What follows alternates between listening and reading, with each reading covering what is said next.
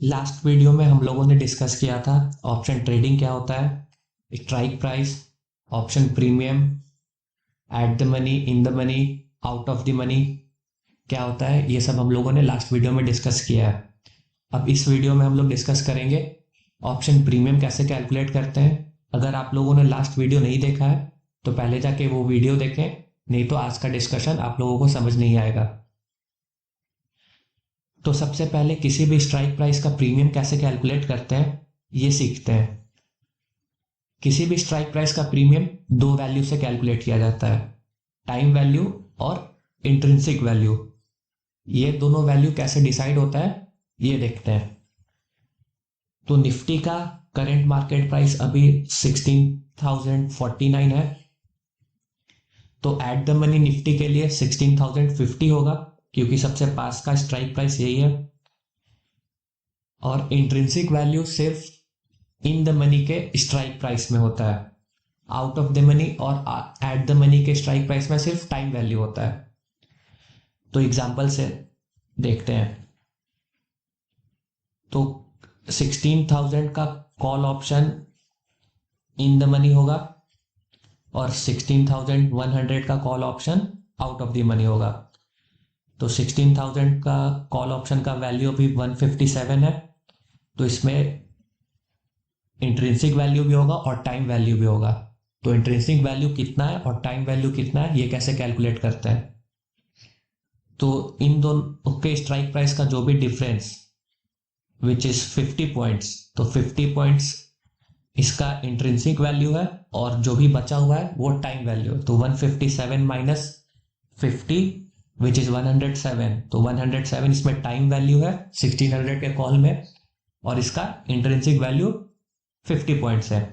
वैसे ही 15,950 का कॉल का वैल्यू 190 है और ये करंट मार्केट प्राइस से अभी 100 पॉइंट्स दूर है, तो इसका इंट्रिंसिक वैल्यू 100 पॉइंट्स हो जाएगा और time value 190 minus 100 which is 90 points, तो टाइम वैल्यू 90 पॉइंट्स होगा इसमें। और आउट ऑफ द मनी के कॉल ऑप्शन में सिर्फ टाइम वैल्यू ही होता है। तो 16,100 का कॉल का प्राइस 103 है, ये सारा टाइम वैल्यू है। 16,150 का कॉल का प्राइस 81 है, ये भी टाइम वैल्यू है। तो आउट ऑफ द मनी के ऑप्शन में सिर्फ टाइम वैल्यू होता है, एट द मनी के कॉल ऑप्शन में भी टाइम वैल्यू होता है। तो 16,050 का कॉल ऑप्शन का प्राइस 127 है, ये भी सिर्फ टाइम वैल्यू है। तो लेट से अगर निफ्टी थर्सडे को 16,050 पे ही एक्सपायर होता है, मतलब थर्सडे को विच इज 21 ऑफ जुलाई को निफ्टी क्लोज होता है 16,050 पे ही। तो 16,050 के कॉल का प्राइस जो कि अभी 127 है ये जीरो हो जाएगा क्योंकि एट द मनी है। और आउट ऑफ द मनी के जितने भी स्ट्राइक प्राइस है 100, 150, 200, 250, 16,300, ये सब का प्राइस जीरो हो जाएगा। सिर्फ वैल्यू बचेगा इन द मनी के प्राइस का, ऑप्शन के प्राइस का। तो इन द मनी 16,000 होगा अगर निफ्टी 16,050 पे क्लोज होता है थर्सडे को, तो 16,000 का कॉल इन द मनी होगा उस टाइम पे और इन दोनों के प्राइस का डिफरेंस 50 पॉइंट्स होगा, तो इसका वैल्यू सिर्फ 50 पॉइंट्स बचेगा और 100 पॉइंट्स डिके हो जाएगा। और ये डे बाय डे डिके होते जाता है फ्रॉम फ्राइडे से थर्सडे तक, नेक्स्ट थर्सडे तक। वैसे ही पुट ऑप्शन के लिए भी सेम होगा। पुट ऑप्शन के लिए इन द मनी अभी 16,100 है और इसका प्राइस 136 है और इसका इंट्रिंसिक वैल्यू कैलकुलेट करेंगे तो इन दोनों का डिफरेंस विच इज 50, तो अभी इसका 50 पॉइंट्स इंट्रिंसिक वैल्यू है और 136 माइनस 50, 86 इसका टाइम वैल्यू है।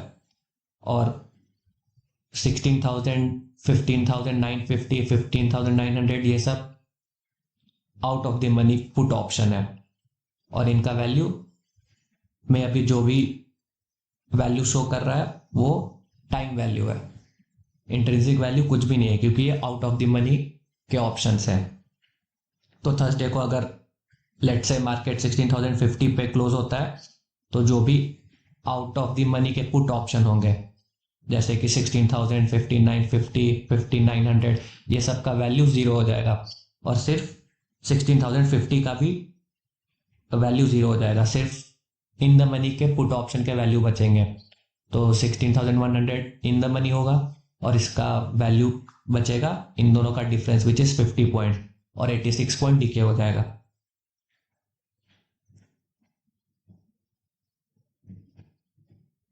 और एक्सपायरी दो टाइप के होते हैं, weekly and monthly. Weekly expiry every Thursday को होता है और मंथली एक्सपायरी लास्ट वीक के थर्सडे को होता है। तो ये हम लोग अभी जो प्राइस चेक कर रहे हैं ये नेक्स्ट वीक के एक्सपायरी का है, 21 जुलाई। वैसे ही आप मंथली एक्सपायरी भी 28 जुलाई का प्राइस चेक कर सकते हैं।